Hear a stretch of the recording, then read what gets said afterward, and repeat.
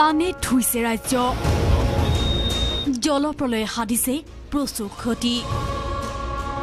5 দিন ধৰি গোলাঘাটত বিধ্বংসী বান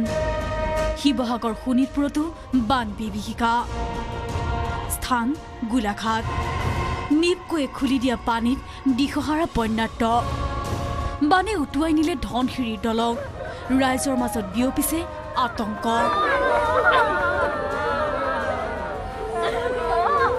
আমি ইয়াত থাকি জীয়াই থাকি লাভেই নাই আমাক দলংখনে আছিল আমাৰ সম্পত্তি বুলিবলৈ এতিয়া আজ কৰিম কেনেকে দলংখন নহ'লে বাঁহৰ দলং আৰু কলগছৰ ভৰিত পাৰ হৈ আছিলে তাৰ সপোন স্বৰূপে মৃণাল শইকীয়াই দিছিলে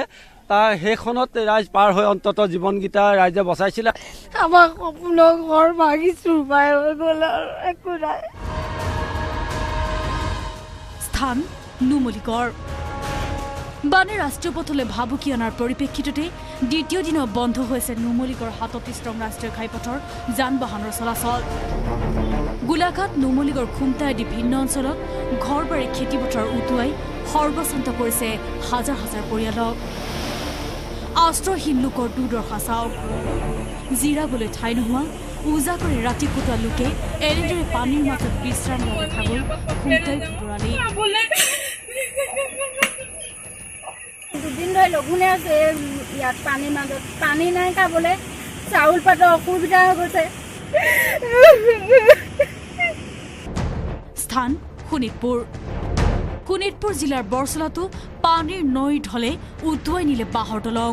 এই দলঙেৰে অহা যোৱা কৰি আহিছিল বৃহত্তৰ নিচলামাৰী অঞ্চলৰ লোকে